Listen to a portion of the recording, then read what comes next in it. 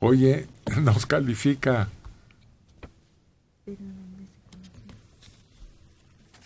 peligrosamente una organización internacional. Bueno, es un periódico, pero casi puede considerarse el New York Times, muy influyente. Y lo que dice, la tasa de mortandad de las Fuerzas Armadas mexicanas no tiene precedente. A diferencia de lo que pasa en el resto del mundo, matan a más combatientes de los que hieren. ¡Órale! El New York Times dice que según cifras del propio gobierno mexicano, los soldados en México, tanto marinos como del ejército, son excepcionalmente eficientes para matar. Apilan cuerpos a tasas extraordinarias. En combates entre grupos armados, el promedio a nivel mundial es de 4 heridos por cada persona muerta, de acuerdo con registros de la Cruz Roja. El ejército mexicano mata a 8 enemigos por cada uno que hiere. Marina mata a 30 por cada herido. Se trata de ejecuciones sumarias, dice un profesor de la Universidad de Nueva York. A mí me parece que está muy sesgado también vi la nota y me parece que está demasiado sesgado esta comparación. Primero porque evidentemente el ejército es una fuerza armada institucional que se prepara durante tiempo, o sea, hay un entrenamiento claro. ¿Quién es el enemigo? Es el crimen organizado que no tiene una idea ni de estrategia, es decir, en términos militares. No puedes comparar que es una fuerza beligerante contra otra fuerza beligerante. Entonces, a mí no me parece extraño que tengan esa capacidad de eliminar al crimen organizado simplemente por la naturaleza de la preparación. Ahora, por otro lado, los casos en que hemos visto que quizá hay excesos y violación de los derechos humanos han estado muy documentados y han salido en los últimos años 4 o 5 muy claros. Fuera de eso, aventurarse a decir que el ejército mexicano ejecuta extrajudicialmente, creo que es demasiado aventurado de parte de un periódico que se va con un análisis de un profesor que además creo que ya está retirado y que creo que le faltan elementos para poder analizar. No, y que además compara enfrentamientos entre ejércitos. Exactamente. Y aquí no, aquí la emboscada que sufren las Fuerzas Armadas es de grupos irregulares, sin la menor capacidad y entrenamiento como para replegarse, por ejemplo, sino que se quedan en la raya y mueren. Los Zetas no son grupos irregulares, son excombatientes del ejército y tienen entrenamiento militar. Y lo han repartido en el Golfo y en los nuevos carteles. Pero son extremadamente feroces, ese es el problema. Bueno, pero espérense tantito. El artículo es más largo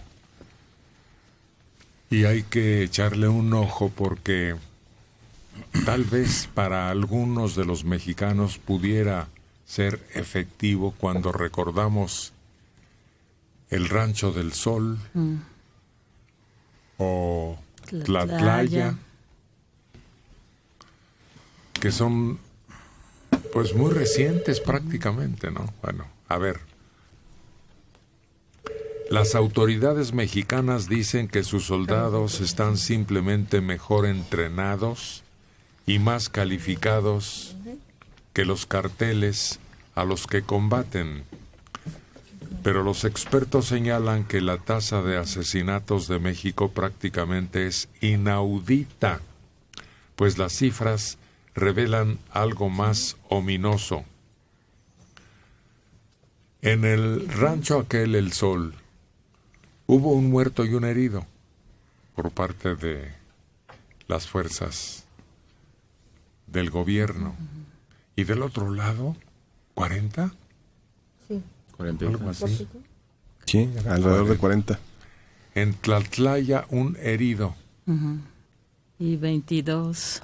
Y 22 muertos, entre ellos una mujer. Bueno, sigamos.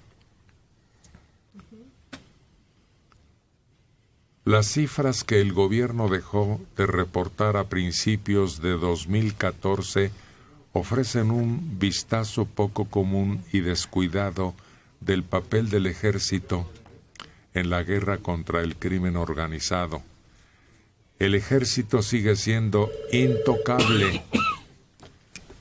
Podremos evocar este último caso de Tlatlaya, en donde ya definitivamente parece que no hubo culpables.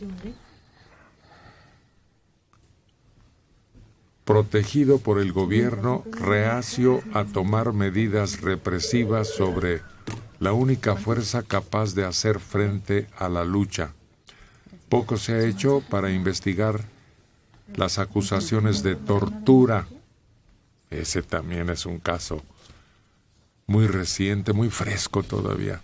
Desapariciones forzadas y asesinatos extrajudiciales que se han acumulado desde que el presidente Felipe Calderón inició la guerra contra las drogas hace una década. Está muy claro que tiene su tendencia. Ellos opinan en forma recia, más con el afán de escandalizar en torno a este hecho, que verlo con el lado contrario, pues, sí, de la criminalidad tan elevada. Sí, yo creo que aquí, desde luego, está muy clara como una tendencia para seguir denunciando todo lo que se supone son este tipo de violaciones que existen. Las hemos visto, están documentadas, ha sido escándalo mediático, ha sido escándalo judicial, pero las tenemos muy presentes. Pero en este asunto, por ejemplo, de la capacidad de fuego y de supresión de vidas, si se vale la expresión, me acuerdo de aquel caso que incluso está documentado en una película, la del Halcón Negro, donde al final te dicen que los norteamericanos que fueron como 200 hombres, tuvieron como 13 bajas, y los somalíes, porque era en Somalia, 1000. Es decir, yo creo que es una circunstancia muy similar a la que se está viviendo. Sí hay que cuidar mucho, y creo que en eso hay muchas organizaciones y están los medios internacionales, el asunto de las ejecuciones extrajudiciales, porque eso puede minar sobre todo la legitimidad del ejército y de la marina. Pero yo creo que no es la regla. Es decir, no creo que podamos decir que la regla en México es que todo el ejército ejecuta a sus enemigos. Porque entonces estaríamos prácticamente en un caos. O sea, en un caos institucional. Yo creo que hay cosas muy documentadas que no les puedes dar carpetazo. Sobre todo, por ejemplo, lo de Tlatlaya.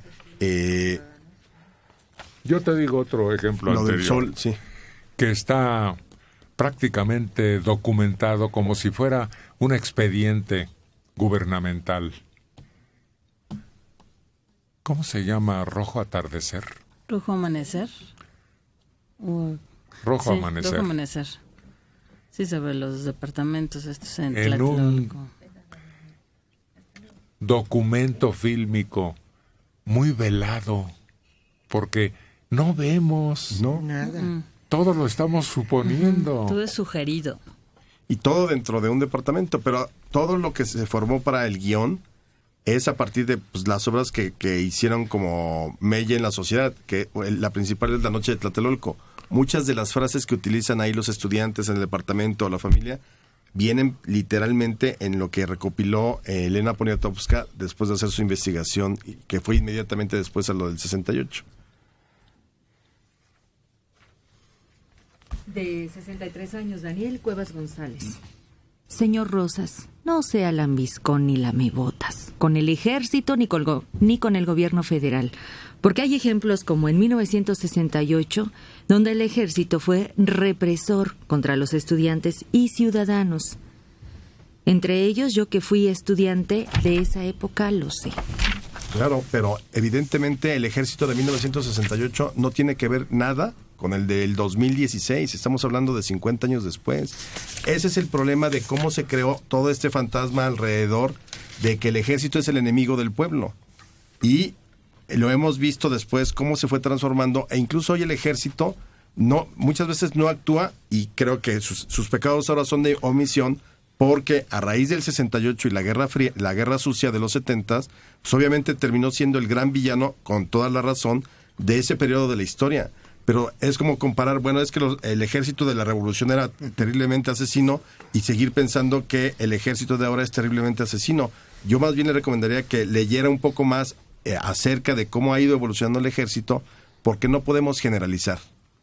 Es otra época. Totalmente. La época, por ejemplo, de Huitzilac. Exacto, claro. Es otra época también. Sí. Otra imagen del ejército, que incluso estuvo detenida esa película por mostrar crudamente de qué manera manejaban la política. Y la manera oficiales. con que podían ejecutar.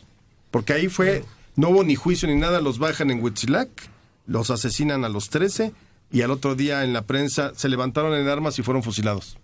Así de simple. Sí, es otra época. La época del automóvil gris, que también tanto ha Son cosas distintas. sido comentado y referido.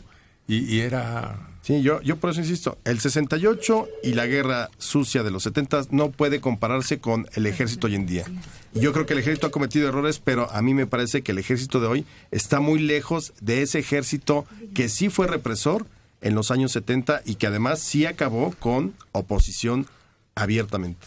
Hoy hay un ejército cuyos hombres son juzgados. Que se puede. Mal o bien, pero son llevados a juicio. Pues, Hoy hay un ejército cuyo jefe máximo pide Disculpa.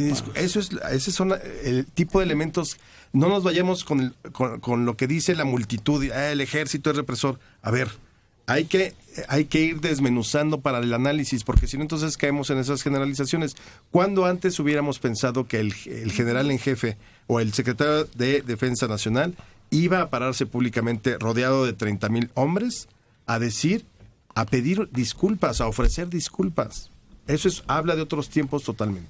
Y por otro lado, don Daniel, además de leer historia, como le están recomendando, lea el diccionario para que encuentre palabras en las cuales no tenga necesidad de ofender, de insultar. Usted puede expresar sus pensamientos sin necesidad de insultar a los demás.